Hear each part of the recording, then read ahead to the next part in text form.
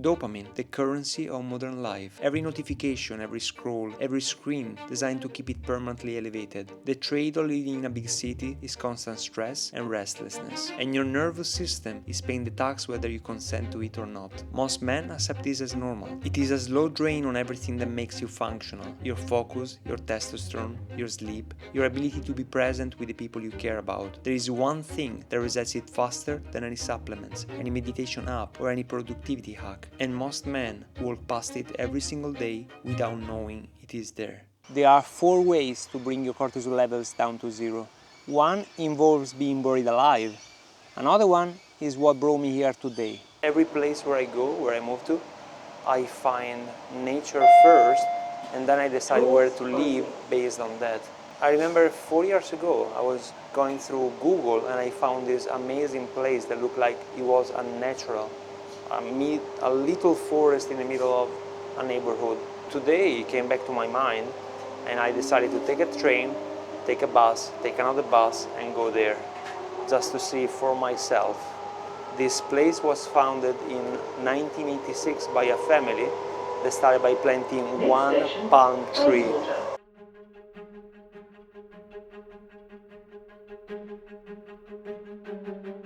This place feels amazing. The moment you step in, the temperature drops completely. It's so cool and there are no noise from outside. It's surrounded by cockatoos and crows. And the walkable area is very small, but there are thousands of plants. And each palm tree, a fully grown up that you see, took 40 years to grow here. And the reason why I wanted to come here, in spite of the 1 hour 20 trip that it took me, is because this must be one of the rarest places I found. It's literally a forest in the middle of a city. And I tried to explain to them the reason why I wanted to film is because this is a gem, it's so rare, it's beautiful. I wanted to make this video because I wanted to talk about the importance of places like this. Because living in a place like Perth is very hard to take a car and go into nature. It takes a long time, which can be hard for many people and people with families and kids. But is necessary, is a critical thing to be able to reset your nervous system, drop your cortisol and go back to your daily life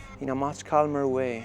Because today's society, lifestyle and the cities we live in, they set us in a mood, in a way that is completely harmful for us on the long term. And to be able to have a forest close by is priceless. Unfortunately, they asked me not to take any footage. I went straight to the main gate and I looked for the owners, which are Italian, beautiful people. But they don't want anybody to publish any video or photo taken here. And I understand this place is a little sanctuary. So I'm going for the next second best option. And to come here, it just takes me 15 minutes. I can come by bike, I can come by bus, and you have these trees all over the park, and when you step inside it's like you are under a dome. You don't feel like you are in the city. This actually feels like a forest. Look at this. I mean, just great. There are 4 ways to bring your cortisol levels down to zero. One involves being buried alive. Another one is what brought me here today. In South Korea, a man named Jong-Yeon-moon made a discovery. If you fake a death, you put people into a coffin for 10 minutes, their cortisol levels will drop exponentially. And I'm talking about people that were considering committing suicide. He discovered that confronting your mortality, even symbolically, dropped cortisols to zero. So he turned his business into mock funerals, where he put people into a coffin for 10 minutes, and even people that were considering committing suicide, they were coming back feeling like they had a second chance. In my life, I met few people that were buried alive for 1 hour, few hours, a whole night. And when you come out, you have this massive dopamine release because you feel that you actually survived something critical. I think the effects will last many months because if you undergo ceremonies like ayahuasca, this is the same exact effect. It rewires your brain. By the way, this works is documented and experimented many times over in many countries in South Korea. But it's not a family-friendly experience, I get that. and definitely not something that you want to do on a Saturday afternoon. The second best option is a sensory deprivation tank, and I personally tried this many times over. When I was working as a chef, life was extremely stressful. I was not able to sleep properly anymore because I was working on an average of 55 to 65 hours a week, so I was undertaking this. And basically the concept is the same as a mother womb, and the doctor that created it had the same idea. He wanted to recreate the effect of being back into mom's belly, into her womb. So you close this capsule where you are inside, and if I don't remember wrong, there are 100 liters of water and 300 kilos of Epsom salt. There are no stimuli apart from the warm water, which is the same temperature of your body, 37 degrees. So you don't feel the difference between the water and your body. And in complete darkness, because no senses are working anymore, you start hallucinating naturally. And when you come out, you feel so heavy and tired because you just relaxed with nothing to focus on apart from your body sensations and your thoughts. This as well is not something that you can share with a member of your family, with your children. The third thing that I highly recommend for anybody to start regardless is meditation. But meditation is an inward activity. You go inside, you focus on your thoughts, you try not to get distracted by the thoughts coming up, you focus on the body sensations. While the first one is coming into nature, the closest form of nature available to you. And this is an outward experience, something that you surround yourself with. You can walk barefoot, you feel the different energy, the different temperature of the environment, and it's just relaxing. The air is different, the energy is different, and definitely the pace is different.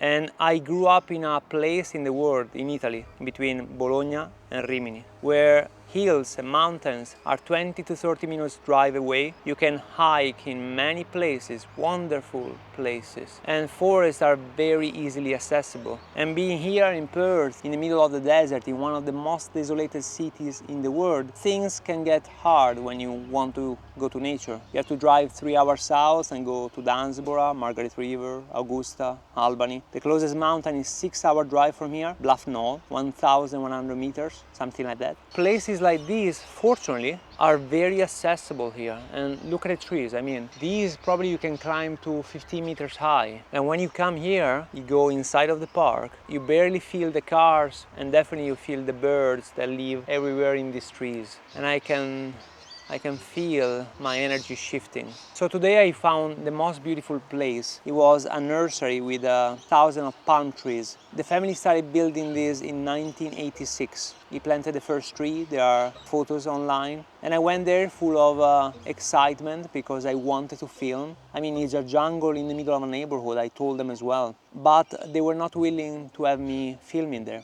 So I came to the second best option, which is this. There are many parks like this in Perth. There is one called King's Park, which is the main park. There are baobabs all over the park. And there are only baobabs in South Africa and Western Australia, the Kimberley and Perth itself. And it's a stunning view. Trees release compounds called phytoncides that lowers cortisol levels, boosts immune cells to fight infection, lowers blood pressure within minutes of exposure. There is a word in Japanese called Shinrin-Yoku, forest bathing, and doctors actually suggest patients before taking anything to go and have a walk in nature. It can be the woods, it can be the beach, nature as it is. Personally, I prefer these because these is live, it talks. There is energy running in the mycelium, and the trees itself, they communicate within each other. It's fascinating. You do not need to be buried alive, and you do not need to float in tanks. And meditation is great, but I realize some people with the lifestyle they have, they cannot always sit down at night, relax without falling asleep because maybe they are too tired. But places like this, and it doesn't have to be a park, it can be the mountains, it can be the hills. People should make more time for it,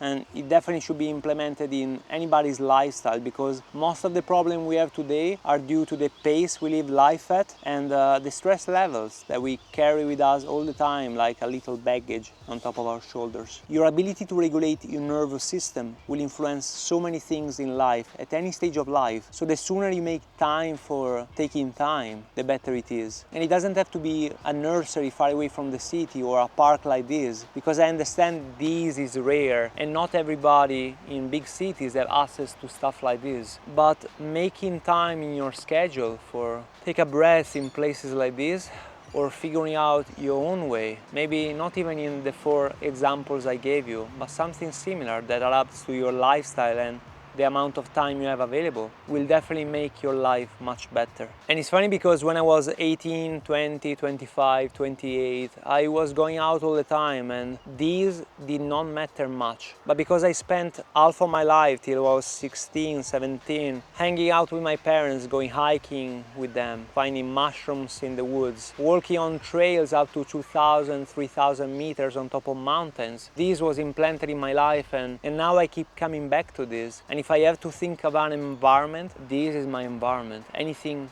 with trees. I live in one of the places on earth with the most amazing beaches in the world, and I never go to the beach because what I'm craving is trees and mountains. Not even with people, just by myself. And if you're feeling the same way and you don't have access to places like these, or you don't have the time and you want to learn how to regulate your nervous system, I created protocols that will get you exactly what you need. If your nervous system, your energy, your body is running low and you want to understand what is actually happening, the link is in the description. I created a framework to help men re-establish their energy levels and maintain them with ease. And if you know somebody that needs to see this video, send this to them. Sometimes you just need to point people in the right direction, and the rest is the responsibility. I'll see you in the next one.